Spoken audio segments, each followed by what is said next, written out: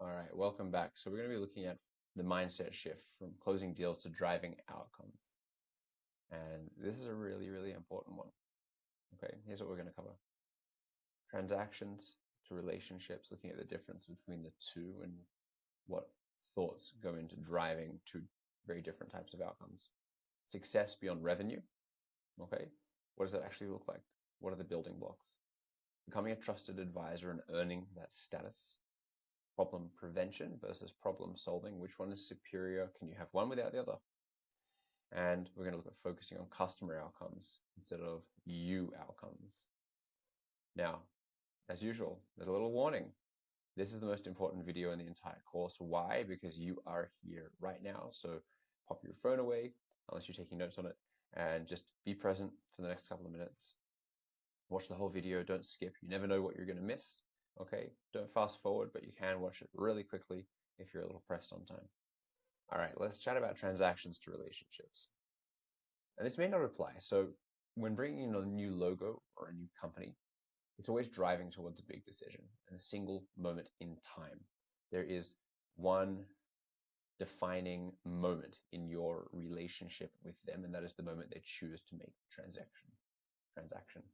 You may not sell in that environment. You may be in a post-sales or an ongoing sales type of situation. When I worked, for instance, for a recruiting agency, I would source leads by finding job ads, calling the company, trying to get to the hiring manager and pitching our service and trying to earn the right to send candidates to them. Then I would go and fulfill that service and send candidates. And so I would go and interview people for the role and send them in and try and impress this hiring manager. And so there is no finish line to that, because the goal is to earn their trust by providing great candidates and hopefully filling the role, and then to earn another role. There's no finish line. When I was selling Teslas, people would put down a deposit. We would identify how they were going to pay, and then they would move into the delivery team. And so I was semi-engaged until they closed on the entire vehicle. But there was an end point, a finish line to that sales relationship. And so the finish line here is thinking about it not existing in customer success. It's like a lap, and you're doing laps or cycles versus a straight line race. Another way to think about it is farming versus hunting. And you can't speed up a plant to grow faster. You can create conditions for that growth to occur more healthily and quicker. And if you think about a plant, you could yell at a seed. You could try and water it more, but then it will drown. You can try and give it more sun, and then it will probably die. You could try and put more nutrients into the soil, but it could only take them up at the rate that the seed or the plant has built into it. So even though those different factors are there for you to be able to manipulate, you can't actually truly directly impact the outcome. When you're hunting, you're the one that pulls the trigger or throws the spear or shoots the arrow, or however it is that you wish to think about hunting. It is a single or a series of more aggressive, violent actions that take down an opponent. It's quite adversarial. When you're growing, you have to work together to nurture that growth, and it's more relationship focused, right? So if you do hunt, then take a moment to think about if this actually makes sense for you. And if it does, and it sounds attractive, start thinking about removing obstacles versus overcoming objections. How can I get rid of it before it comes up? Okay, now we're going to have a look at success beyond revenue. So what are we having a look at? The first piece here is forgetting outcomes. So we have discussed measurable outcomes like the amount of revenue that you may generate, CSAT, retention, expansion. But where do we actually focus? If you're going into a call thinking, yeah, I'm going to generate revenue from you, it might impact your ability to correctly navigate each of the different factors that are there to create the outcome that you'd like. You might think about pushing someone to go and do something that you think is best for them. And that may come out of your relationship capital. You can't cash that all in at once, because you're going to be talking to this person again, most probably, because you're in a cyclical relationship. And so this is one that I try and focus on at all times, which is what if I worked for them? If I was actually an employee or a consultant brought in by that company, and my job, and I was paid for guaranteeing the success of the tool or the solution platform product, and I actually worked for that company, right? So what actions would I take in that position? Who would I engage internally in their company to guarantee that success, and how would I approach problems? When I put that mindset on, it's a little different because sometimes it may be a cost reduction thing. There may be a scenario where they're not utilizing all the licenses, and maybe, let's say, they fired half of their sales team because they went through some sort of reduction in force event. Well, it doesn't really make sense for them to keep all of those licenses, does it? Unless they plan to grow the sales team again, then it may be cheaper to do that. So you're just thinking about it from the customer's perspective.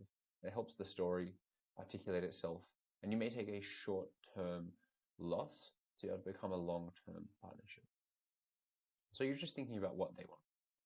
Do you understand how your contact wants to progress towards their personal goals? What motivates them personally? And how is success measured on their performance review? If they know that you are trying to help them win personally, you're more likely to unlock some discretionary effort where they go over, above, and beyond for you, but also for this tool internally. And they see their personal success tied to this tool. When I worked within the finance space as a credit manager and implementation manager, I was dealing with a whole range of tools. And my personal success within that company was tied in part to how well I implemented this very large project. And I focused a lot of extra effort on a few key tools that helped me to see that pathway there for my personal success. And also that fed into the company's success too. But I worked a lot extra, right? And they wouldn't have been successful if I hadn't put in that extra work. And it's just something to keep top of mind.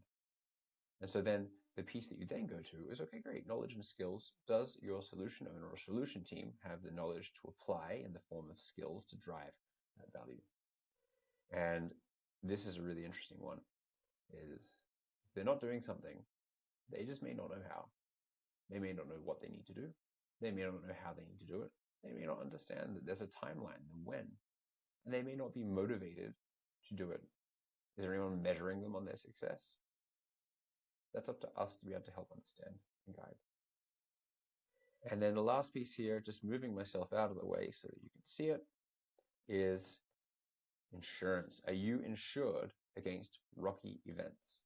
Okay, if you're single-threaded, so you only have one primary contact, and you're only threaded to a champion who may be the best person you've ever worked with, can you survive them leaving? This burnt me multiple times in my first quarter. And this is something where you can't get around it. Someone may get the best job opportunity ever in the world, and then they got to take it. Is there a backup? I got an email on a Friday from a director level contact who was my solution owner. They had a whole team under them, and they said, I just found out that my whole department is being dissolved on Monday. I didn't have any contacts outside of that department, did I? Right? And so that account was put into a very high risk situation because I hadn't done the work beforehand. Okay. Next, we are going to move ourselves on to becoming a trusted advisor. I'm going to move this guy back here. So diving into becoming a trusted advisor. What does that mean? So trusted advisor you can think of as a guide. Most people don't really know what they're doing.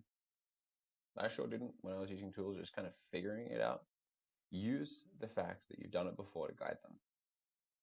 Often there'll be other customers who have done these same things. There are really only a core few problems that you're going to come across.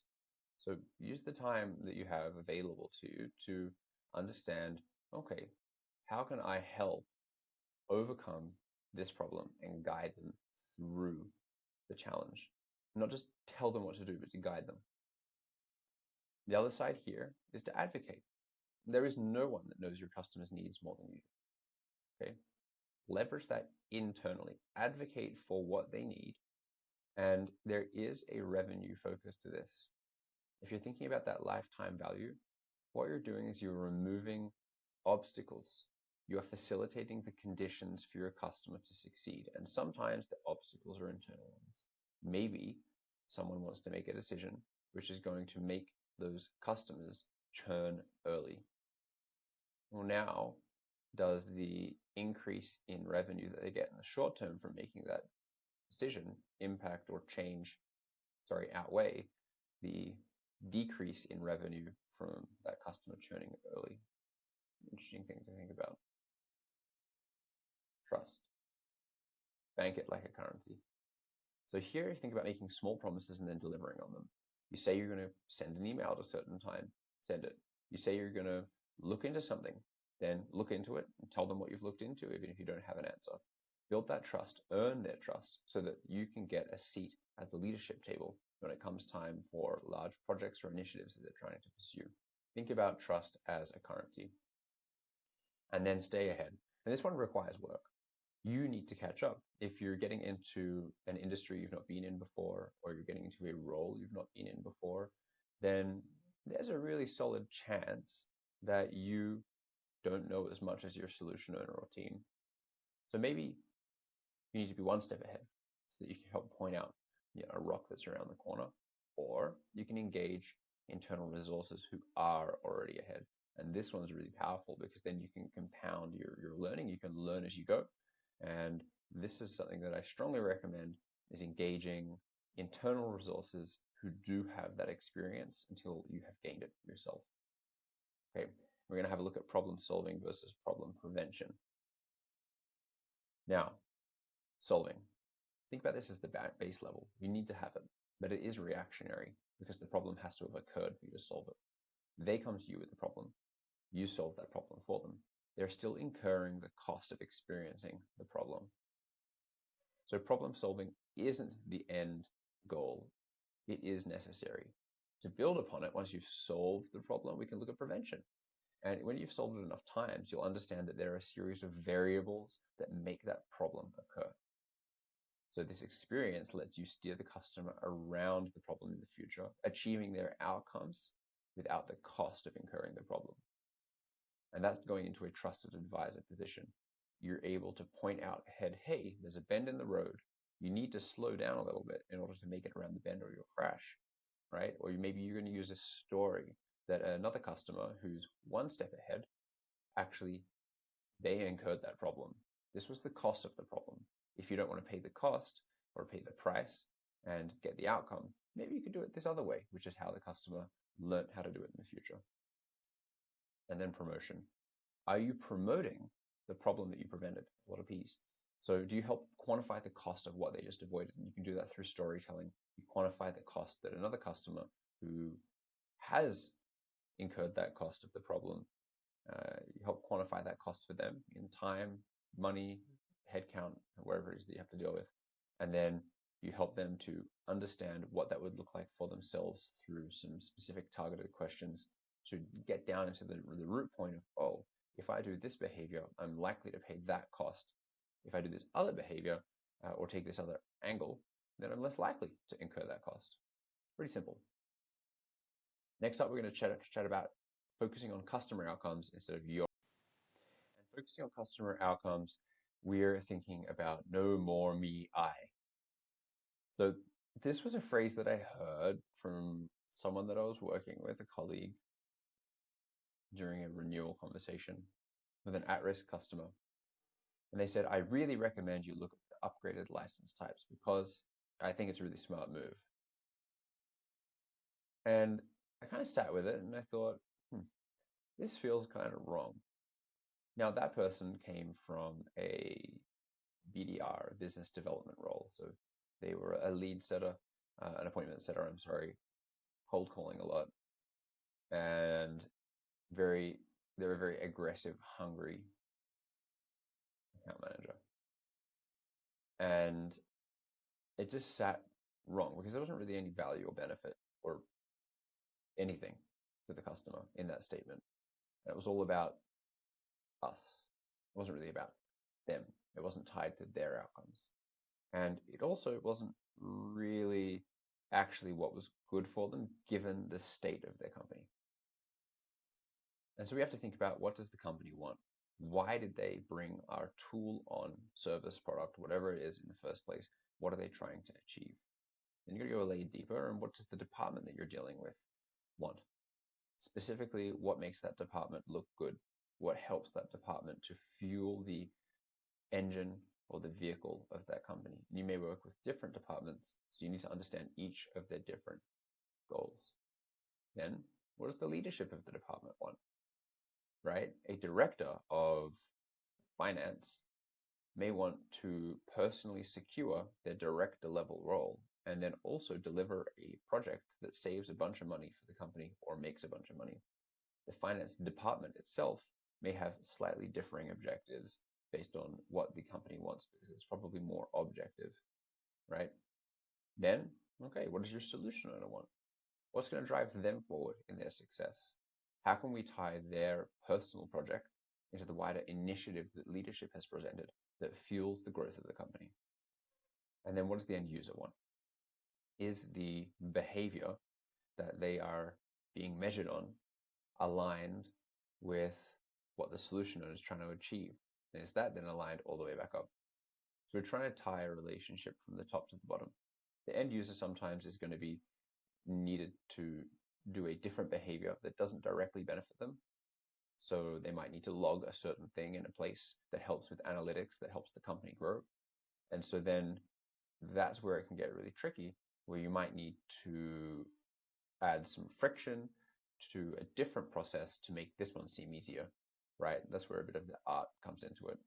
But the key point there is that if you have a look again, you're not on this list, not about you.